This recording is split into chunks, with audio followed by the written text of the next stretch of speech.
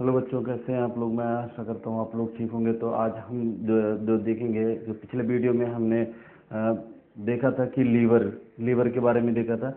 और हमारा जो ये चैप्टर चल रहा है वो लाइफ प्रोसेस यानी कि जैव प्रक्रम में हमें डाइजेशन वगैरह पढ़ रखा है। और डाइजेशन के अंतर्गत ही हम ये इसको पढ़ रहे हैं।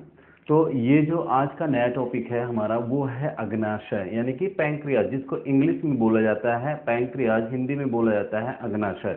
ये अग्नाशय का जो फिगर है यहाँ पे हमने बना रखा है, इसको देख सकते हैं। ये आमाशय के जो पीछे होता है पाया जाता है, प्लीहा से ये चिपका हुआ होता है।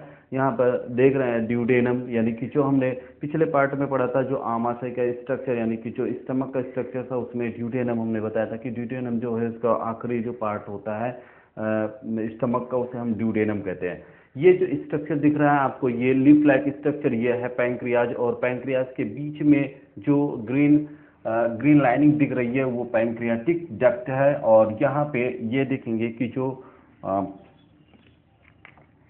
गाल ब्लेडर यानी कि जो पित्ताशय होता है, जिसमें पित्त रस इकट्ठा होता है, उसे हम गाल ब्लेडर कहते हैं।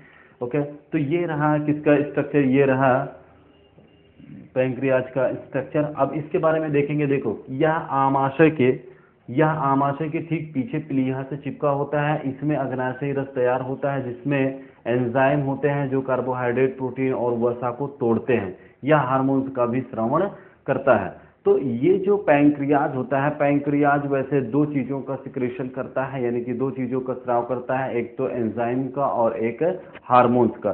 जो एंजाइम का काम होता है वो भोजन को तोड़ने का काम करता है, यानी कि कार्बोहाइड्रेट वगैरह जो होते हैं वो पचाने का कार्य करता है। अभी एक एक करके हम आगे देखेंगे।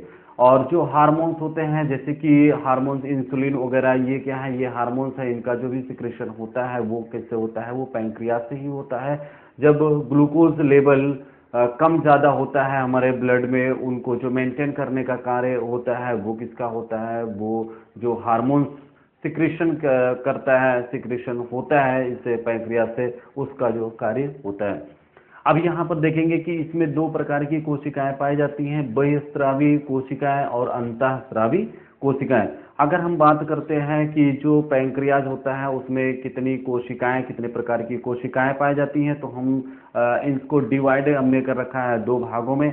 एक तो बहिःस्रावी कोशिकाएं यानी कि जो एक्सोक्राइन सेल्स और एंडोक्राइन सेल्स इसको कहते हैं। जो एक्सोक्राइन सेल्स होते हैं उनसे किसका सिक्रेशन होता है, तो उनसे जो सिक्रेशन होता है वो होता है एंजाइम्स का सिक्रेशन। और जो एंडोक्राइन सेल्स होते हैं उनसे जो सिक्रेशन होता है वो होता है हार्मोन्स का। अब एक एक करके हम देखते हैं कि जो एक्सोक्राइन सेल्स होते हैं एंजाइम का स्रावण करते हैं। अब एंजाइम में कौन कौन से एंजाइम होते हैं, कुछ इम्पोर्टेंट जो एंजाइम हैं उनके बारे में हम देख लेते हैं। जैसे कि यहाँ जो देखेंगे, पहला जो है हमें दिखाई दे रहा है कि एमाइलेज। एमाइलेज का जो एक एंजाइम है उसका कार्य क्या होता है, तो एमाइलेज जो है कार्बोहाइड्रेट को सरल शर्करा में तोड़ता है, जैसे माल्टोज। यानी कि जो हम कार्बोहाइड्रेट वगैरह खाते हैं उसका जो पाचन होता है, यानी कि जो तोड़ा जाता है वो किसके द्वारा तोड़ा जाता है, वो एमाइलेज के द्वारा तोड़ा जाता है। क्यों? क्योंकि सीधा कार्बोहाइड्रेट ही हमारे बॉडी में जो पच नहीं सकता है।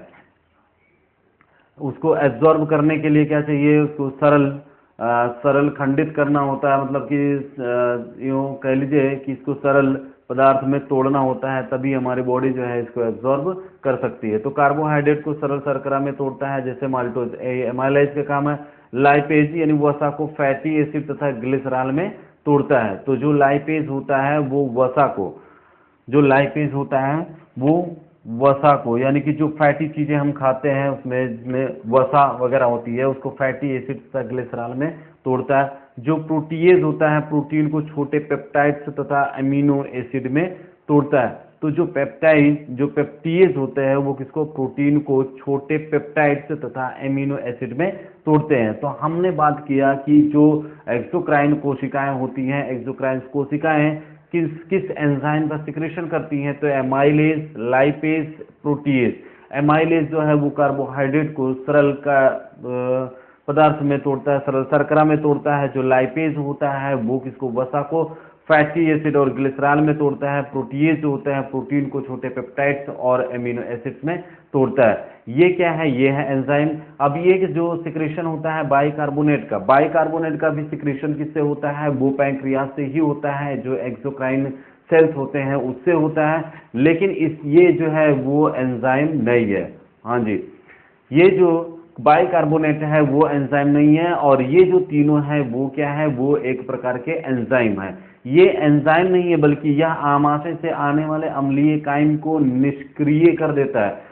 जैसे कि हमने बताया था कि काइम किसे कहते हैं, जब भोजन हम करते हैं, भोजन हमारे पेट में, स्टमक में 2 से 3 घंटे, 3 से 4 घंटे तक, लगभग 4 घंटे तक वो रुकता है और वहां पे उसका काइम बनता है। काइम का मतलब जब भोजन को लुगदी बनाया जाता है, उसी लुगदी को हम काइम कहते हैं, और वो जो काइम होता है वो अम्लीय होता है। अब कोई भी चीज अम्लीय है तो उस पर जो एंजाइम है वो सही से कार्य नहीं कर सकता है, तो इसलिए उस अम्लीय को खत्म करने के लिए, उसको इनएक्टिव करने के लिए वो क्या करता है, वो बाइकार्बोनेट या आमाशय से आने वाले अम्लीय काइम को निष्क्रिय करता है, जिससे जो एंजाइम है उसको कार्य करने का जो एक वातावरण, उपयुक्त वातावरण मिल सके, वो अपना कार्य कर सके।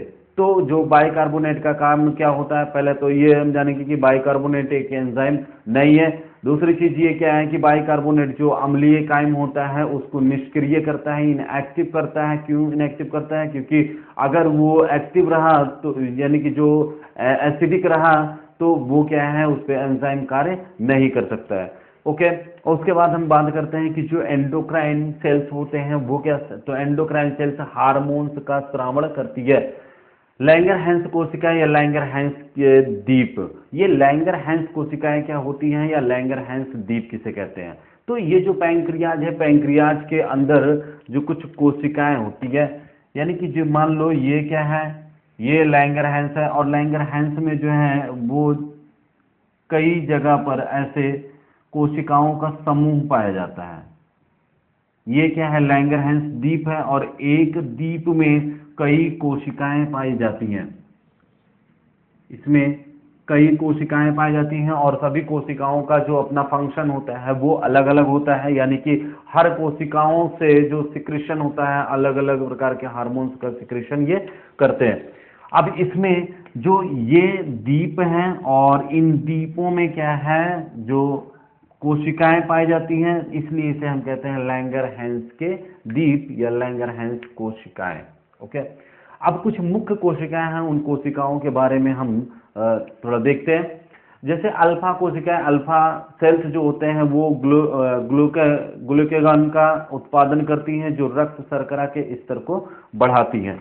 यानी ये जो अल्फा कोशिकाएं होती हैं वो ग्लूकेगॉन का उत्पादन करती है, जो शर्करा, रक्त में जो शर्करा के स्तर को बढ़ाती है। अब अल्फा कहेगा कि जो ग्लूकेगॉन का सिक्रीशन होता है वो किसी कोशिका से होता है, तो हम कहेंगे कि अल्फा कोशिका से होता है, और इसका जो कार्य होता है वो क्या होता है, तो जो हमारा रक्त होता है, जो ब्लड होता है, उस ब्लड में ग्लूकोज के लेवल जब कम होते हैं तो उस ग्लूकोज के लेवल को बढ़ाने का जो कार्य करता है वो कौन करता है, वो ग्लूकेगॉन, यानी कि ग्लूकेगॉन करता है, जो रक्त शर्करा के स्तर को क्या करती है, बढ़ाती है।